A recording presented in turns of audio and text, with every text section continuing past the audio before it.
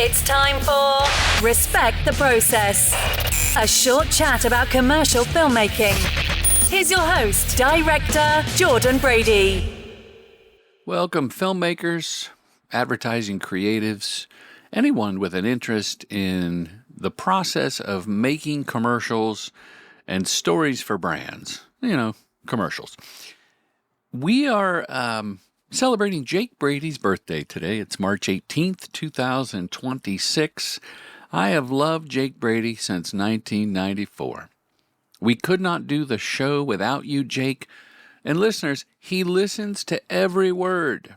He does not magically edit with AI, although we use a little AI to help out the guest with a subpar microphone. Jake's listening to all of it, editing, taking out Dad's repeated stories from over the years. We've been doing this show since 2013. We're happy that you joined us. So I asked Jake, and I love you, Jake. I said, Jake, give me your top 10 episodes. Doesn't have to be in order. From the last few years, just recent episodes that you think listeners would enjoy if they missed it or going back, and why. So here we go. Jake, you may want to put in some sort of drum roll or a sound effect or something, or maybe not. Number 10, Courtney Marsh. Her episode is one of the funnier ones I've heard, says Jake. I love how one of her pieces of advice was connected to how she had a trustworthy cameraman named Mario.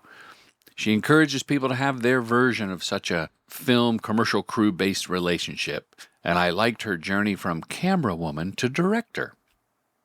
Love Courtney. Love Courtney. Number 9, Quinn Katherman. Like Courtney's, her episode was hilarious. She explains the process behind her Sonic spots, starring two guys bantering with each other. She also really keeps it real, says Jake. Number 8, Chris Salter's Part 2. As a fellow editor, I could relate at least a decent amount to what he had to say when it came to editing at Sawtooth. That's Chris's company. I don't work there myself, Jake reminds me, yet the editing process he spoke of sounded familiar to my own. And he had great audio during his interview. Kudos to Chris for a professional setup, says Jake. Number 7, Chris Salter's Part 1. Okay, well, same thing applies. Number 6, Michael Patrick Jann. MPJ, we call him for short. It was sweet to hear that he donates to the families who were affected by the Pasadena and Altadena fires in California, and it was interesting to hear that he made a movie based off an old educational computer game called The Oregon Trail. He knows why people love going to the movies, by the way. Number 5, oh my goodness, Jake, I'm so happy you picked this comedy directing team. They happen to be married. Number 5, Morgan and Nick. Jake says, I like that they had a different take on the 3 R's. I teach the 3 R's, the real, the relationship, and the revenue. The 4th R is repeat business, by the way, but we're not going to get into that. Jake says, I found it fascinating how they were among the few duo directors, and they are married. Usually you see siblings as duos, not a married couple, but I like it. Number 4, Elana Barkowski. I like her approach of focusing more on helping the creative in the commercial making. Number 3, JJ Adler. Wow, this is like 5 women in our top 10. Morgan and Nick being a team, so half woman. Not that Morgan's all woman, Nick is all man, but in the context of we have 11 people because there's only one team. Anyway, number 3, JJ Adler. Her Manscaped Balls commercial is funny and reflected in her personality. She was an overall joy to listen to. Like my dad, she draws her own animatics for her commercials. Number 2, Pat Finn. Oh my gosh. R.I.P. to one of the greatest improv and comedy actors of all time. This is true. Pat was hilarious both in commercials that Dad directed him in and movies he was in, and during this interview. He was a good friend, and I'll miss him.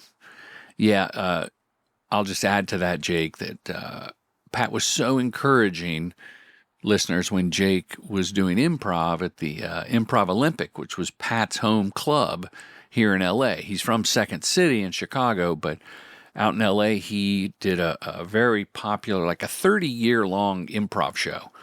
It was not one show that was 30 years long, but like they did it every month. And I remember how he said, Jake, you found your home. And number one that Jake is recommending in his recent top 10, Craig Melville. I mean, hey, Jake says, he made a commercial for the cool video game called Dead Island 2. I liked his explanation of getting the gig, the journey to get the job, and generally, I love any talk of video games, so why wouldn't I pick this episode? Well, there you go, Craig Melville. Wow, what a fantastic filmmaker Craig is. He has the Australian accent. He's a filmmaker retreat and boot camp alumni. So I think he has some testimonials I'll be posting soon. But what a great guy, and just what a wonderful attitude he has towards it's solution-based filmmaking. I think all of the top 10, great choice, Jake. Great choices. Everyone in the top 10 is solution-oriented. It's not complaining about the script or the budget. It's about making it the best. Hi, it's me, Jake, the editor. You probably know Commercial Directing Film School offers in-person boot camps and online courses. But did you know my dad does one-on-one consultations? Yeah, he does. So, now you know, okay? Anyway, now back to this enthralling interview. Speaking of the Filmmaker Retreat, it is October 1st through the 4th. You arrive on a Thursday afternoon, you leave Sunday morning with a transformative experience under your belt. You just bring a sensible shoe and get to Joshua Tree, and everything is covered. Your lodging, the wonderful semi-catered meals that we have. I work with Chef Dave at the Retreat Center in Joshua Tree to get it's really good food. Really good food. And we have all of our meals together. So we have curriculum that I put together that I hone every boot camp, every retreat, because you got to stay up to date. I do an onboarding call one-on-one with each filmmaker that attends so that I can custom tailor the material to the cohort.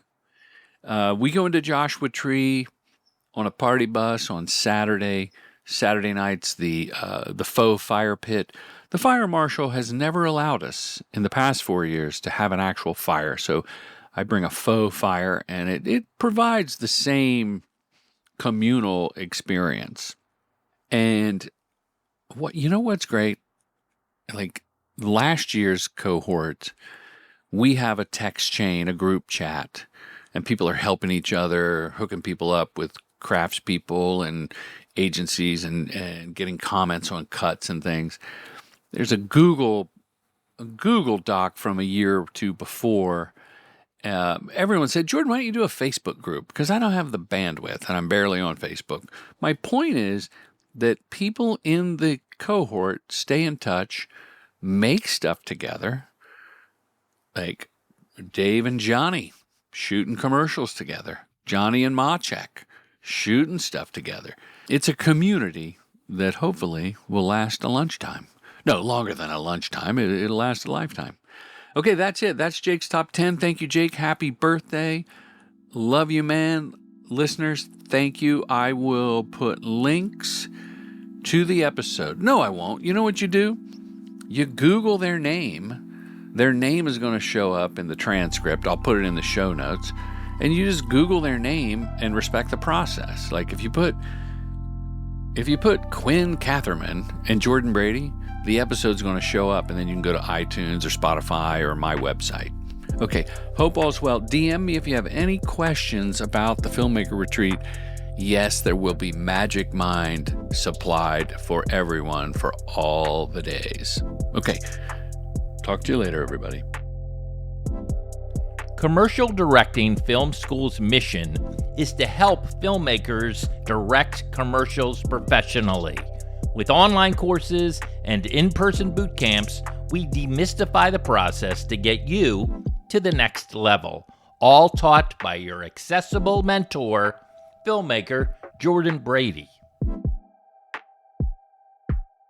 True Gentleman Industries. We make commercials.